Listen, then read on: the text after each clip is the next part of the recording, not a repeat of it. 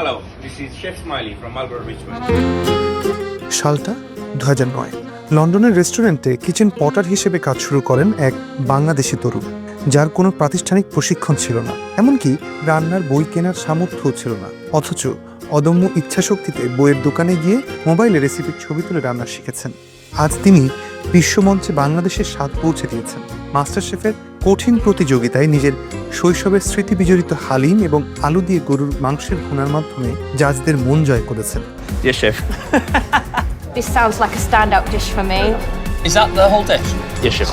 Everything goes on top of it? Everything goes on top of Oh, it. okay. সেই সব গল্প শুনতে বণিক বার্তা হাজির হয়েছে তার সামনে।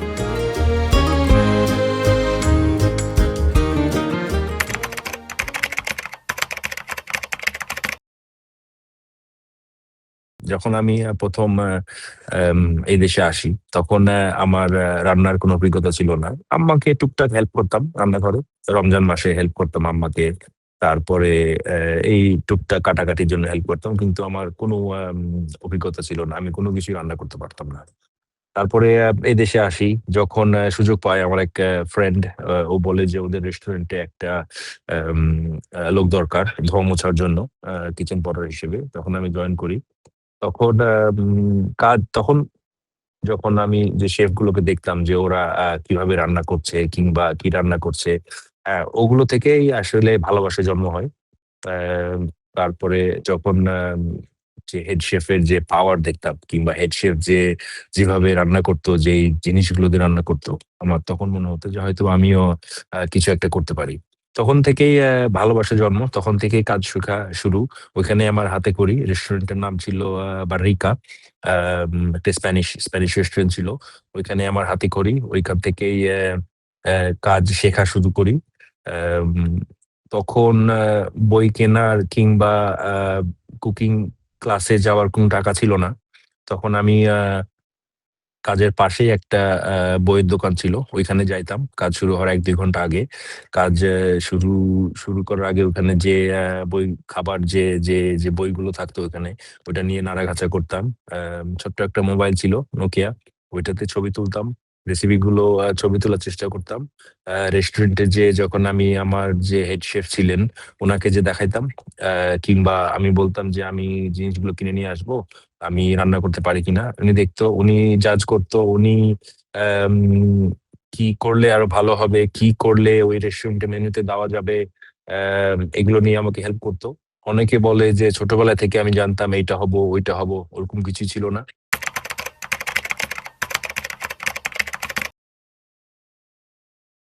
মাস্টার শেফের গত অনেক বছর ধরে দেখতাম যে ওইখানে বিভিন্ন দেশের বিভিন্ন মানুষ যায়। বিভিন্ন বিভিন্ন আম অভিজ্ঞতা সম্পন্ন আম আম শেফগুলো যায়। আমি কখনো বাংলাদেশের কাউকে দেখতাম না। দেখে মনে হইতো হয়তো একদিন আমি কখনো যেতে পারবো। কিন্তু অবশ্যই ওখানে যেতে হলে অনেক এক্সপেরিয়েন্স লাগে, অনেক অভিজ্ঞতা লাগে। গত ৩ বছর আগে একবার এপ্লাই শুরু করেও শেষ করা হয়নি। হয়তোবা কাজ কিংবা ফ্যামিলি সমস্যার কোনো কারণে শেষ হয়নি। গত বছর যখন এপ্লাই করি, আমার এক কলিগ ও যখন আমার লাইফ সম্পর্কে জানে যে আমি কিভাবে রান্নাঘরে কাজ শুরু করেছি, কিভাবে আমি কাজ শিখেছি, ওইসব কিছু শোনার পরে ওই আমাকে বাধ্য করে অ্যাম এপ্লাই করার জন্য। এইজন্যই আমি এপ্লাই করেছিলাম।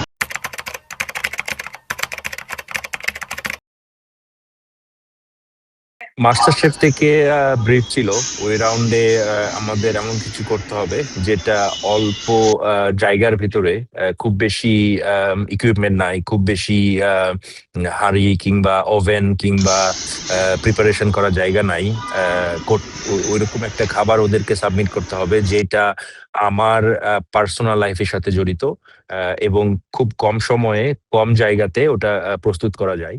তো আমাকে যখন মাস্টার শেফ থেকে ব্রিফ দেওয়া হলো আমাকে ৩০ জনের জন্য রান্না করতে হবে। তখন আমি আমার চাইল্ডহুড এর যে মেমোরি, চাইল্ডহুড এর যে ভালোবাসা খাবারের প্রতি, ওইগুলো নিয়ে আমি একটু নাড়াঘাটা শুরু করি। তখন আমার মনে হয় যে আমার বড় ভাই আর আমি হালিমের জন্য খুব পাগল ছিলাম। আমার আব্বা যখন ঢাকা থেকে আসতেন, তখন উনাকে নিয়ে আসতে বলতাম। তো আমার মনে হয় যে সব দিক দিয়েই এটা পারফেক্টলি মিলে যাচ্ছে। আমি খুব কম সময়ের ভিতরে হালিমটা রান্না করতে পারবো এবং খুব বেশি জায়গার প্রয়োজন নাই। এবং যে ফ্লেভার, অফকোর্স আমি বাংলাদেশের ট্র্যাডিশনাল ফ্লেভার ইউজ করেছি, কিন্তু আমার যে কিছু পার্সোনাল টাচ ছিল স্পেশালি স্পাইসিং এর ভিতরে, তারপরে রান্না করার টেকনিকের ভিতরে, ওইগুলো আমি হালিমের মাধ্যমে পুরো বিশ্বকে দেখাইতে পারবো। উপরওয়ালার ইচ্ছার কারণে সবকিছু খুব ভালো মতো যায় এবং জাজেরাও খুব পছন্দ করে। এবং যতগুলো প্রায় 30 জন গেস্ট আসছিলেন, ওরাও খুব খুব পছন্দ করে এবং আমাকে ভোট দিয়ে পরের রাউন্ডে সেমিফাইনালে পাঠায়।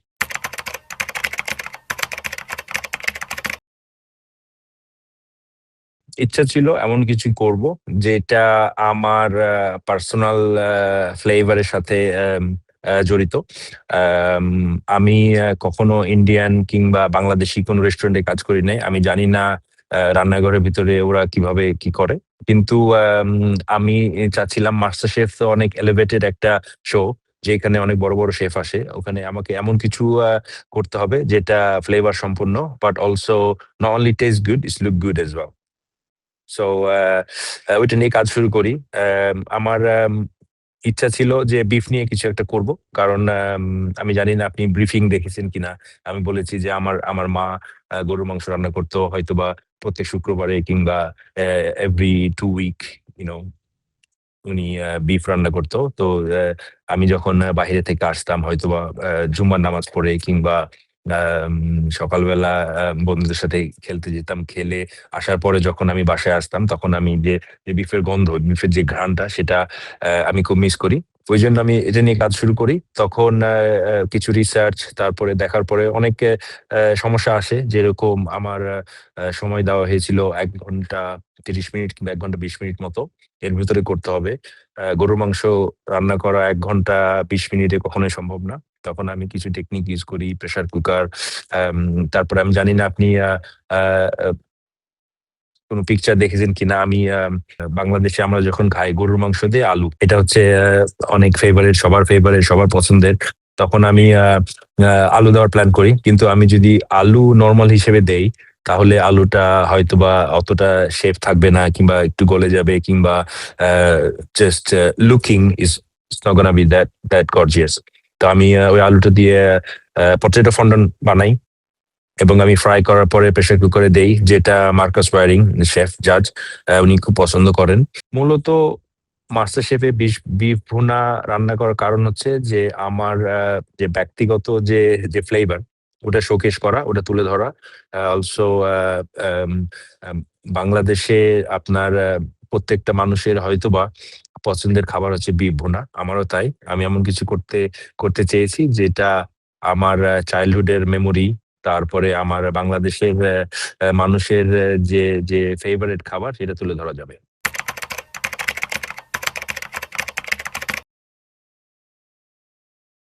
দেখেন, প্রথম থেকে বলি, বাংলাদেশি যারা রেস্টুরেন্ট আছে, যারা রেস্টুরেন্ট ওনার আছে, যেই কারণে ওনারা ইন্ডিয়ান কারি কিংবা ইন্ডিয়ান ফুড হিসেবে রেস্টুরেন্ট চালান, এখানে ওনাদের দোষ নাই। আপনি দেখেন, বাংলাদেশ তুলনামূলকভাবে নতুন একটা দেশ, যেখানে আপনার পরিচিতি কিন্তু খুব ছিল না। বাংলাদেশ ওয়ার্ল্ড ম্যাপে আসে ক্রিকেটে একটু ভালো করার পরে। তার আগে কখনোই বিদেশের মানুষ কেউ জানতো না what is Bangladesh, where is Bangladesh. তো যে যে যে রেস্টুরেন্ট ওনার গুলো আছেন, ওনারা যদি একটা রেস্টুরেন্টে ওনারা বলেন যে this is Bangladeshi food, it might not work well because people don't know what is Bangladesh. People didn't know where was Bangladesh. So এই কারণে ওনারা বাংলাদেশি রেস্টুরেন্ট হলেও ইন্ডিয়ান রেস্টুরেন্টে চালান। এর ফলে পুরো বিশ্ব ইন্ডিয়াকে চিনে, পুরো বিশ্ব ইন্ডিয়ান ফুড সম্পর্কে আইডিয়া আছে। এই জন্য ওনারা এইভাবে শুরু করে। এখানে ওনাদের কোনো দোষ নাই, এটা শুরু করতে হয়েছে, তখন উপায় ছিল না। এখন বাংলাদেশের কথা অনেকে জানে, বাংলাদেশের গার্মেন্টস, বাংলাদেশের খাবার, এগুলো সম্পর্কে, বাংলাদেশের ক্রিকেট, এগুলো সম্পর্কে পুরো বিশ্ব জানে। আমি মাস্টার শেফে বাংলাদেশি খাবার কিংবা বাংলাদেশি বলার কারণ হচ্ছে, দেখেন, আমি যখন কম্পিটিশনে যাই, আমার এরকম কোনো প্ল্যান ছিল না যে আমি এত দূরে যাব কিংবা এটা করব ওইটা করব। আমার প্ল্যান ছিল আমি যাব, যেটা আমার পছন্দ, যেটা আমার করতে ভালো লাগে, এটা আমি করব। দেখেন, আমি প্রফেশনালি যদি দেখেন, আমি কখনো কোনো বাঙালি ইন্ডিয়ান রেস্টুরেন্টে কাজ করি নাই। আমি শুধু ব্রিটিশ বা ইংলিশ, ব্রিটিশ, স্প্যানিশ, মেক্সিকান এগুলো রেস্টুরেন্টে কাজ করেছি। ওইখানে আমি খাবার রান্না করি শুধুমাত্র কাস্টমার কি চায় কিংবা এলাকার মানুষ কি চায় কিংবা রেস্টুরেন্টের থিম কি ওই হিসেবে। তো আমি এমন কিছু করতে চেয়েছিলাম যেটার মাধ্যমে আমি খেতে কি পছন্দ করি, আমি রান্না করতে কি পছন্দ করি, এইটা আমি তুলে ধরতে পারবো। এই কারণেই আমি মাস্টার শেফে বাংলাদেশি খাবার নিয়ে কাজ করেছি।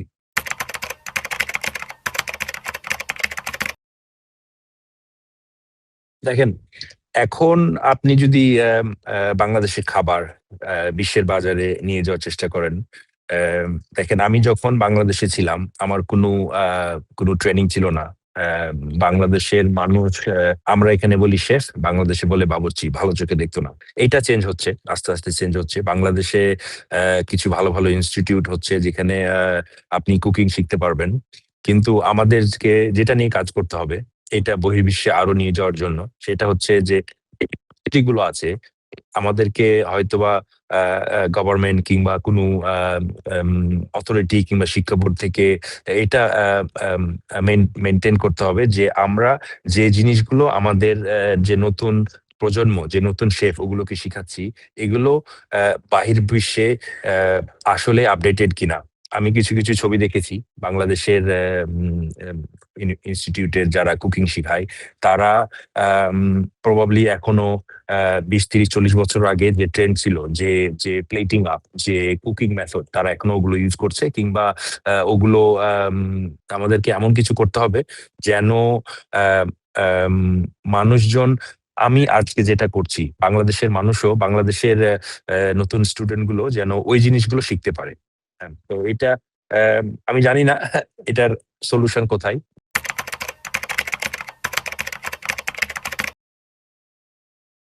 আমার ভবিষ্যৎ পরিকল্পনা হচ্ছে যে আমি আম, জানি না কতটুকু সাকসেসফুল হব, বাট বাংলাদেশের যে নতুন জেনারেশন যারা রান্না শিখতে চায়, যারা রান্না নিয়ে কাজ করতে চায়, আম, ওদেরকে নিয়ে কিছু করার, যেন আমি আমার যত ক্ষুদ্র জ্ঞানে আমি যতটুকু পারি, কিংবা আমি এ পর্যন্ত আজ গত 16, 17 বছর ধরে যে কাজগুলো শিখেছি, যে বড় বড় শেফদের সাথে কাজ করে যেগুলো শিখেছি, ওগুলো যেন আমি ওদের ওদের ওদের মাঝে দিতে পারি।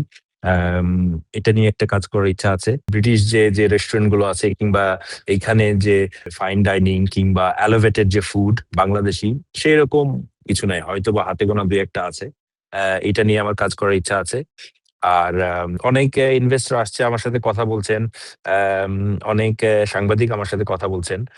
হয়তোবা এর মাধ্যমে আম, আমি হয়তোবা কাউকে খুঁজে পাবো যে আমার মতোই এরকম ইচ্ছা কিংবা এরকম আম, কিছু কিছু করতে চান। হয়তোবা সবাই মিলে বাংলাদেশের জন্য কিংবা বাংলাদেশের নতুন প্রজন্মের শেফদের জন্য কিছু হয়তোবা করতে পারবো।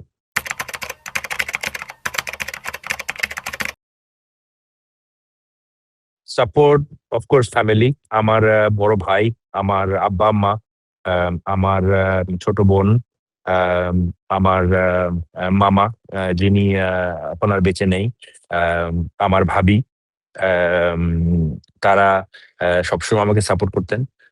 তখন আমি যখন প্রথম শেফ হই, তখন হয়তোবা আমার ফ্যামিলিতে কিংবা ফ্রেন্ডদের ভিতরে হয়তোবা তখন অতটা কোনো দাম ছিল না, কারণ বাংলাদেশে শেফকে দেখা হতো বাবুর্চি হিসেবে।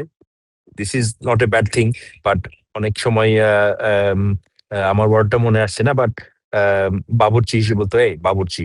কিন্তু আমার বড় ভাই, আমার ফ্যামিলির, আমার ভাবি, আমার মামা আমাকে তখন থেকেই সাপোর্ট করেছেন এবং বলেছেন যে just do it and go for it, keep going, keep shining. তো আমি বলবো আমার ফ্যামিলি সাপোর্ট রাজশাহী থেকে। আর লন্ডনে আমার ওয়াইফ সারা, ও হচ্ছে আমার সবচেয়ে বড় একজন ফ্যান। সাপোর্ট বলেন কিংবা যে ধরনের হেল্প ও আমাকে করে, এর পিছনে সারার একটা বড় আম, ভূমিকা আছে।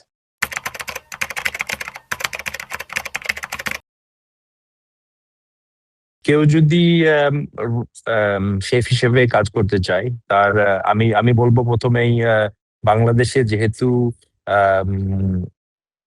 স্কুল কলেজে কুকিং নিয়ে সেরকম কিছু নাই।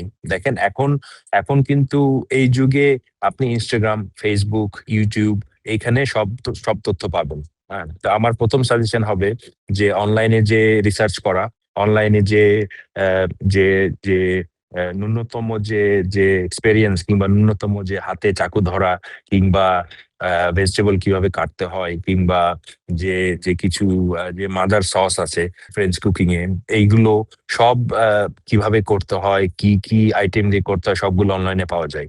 কেউ যদি আপনার truly want to be a chef, এখন অনলাইনে প্রত্যেকটা ইনফরমেশন আছে। আম, যত পারেন পড়ালেখা করেন, রিসার্চ করেন, এগুলোর মাধ্যমে আপনি অনেক কিছু শিখতে পারবেন। আর কাজ করতে হবে, সেটা ছোট রেস্টুরেন্ট হোক কিংবা বড় রেস্টুরেন্টে হোক কিংবা 5 স্টার হোটেল হোক। এমন না যে যে বিদেশে যেয়ে কাজ শিখতে হবে, বাংলাদেশে অনেক ভালো ভালো রেস্টুরেন্ট আছে।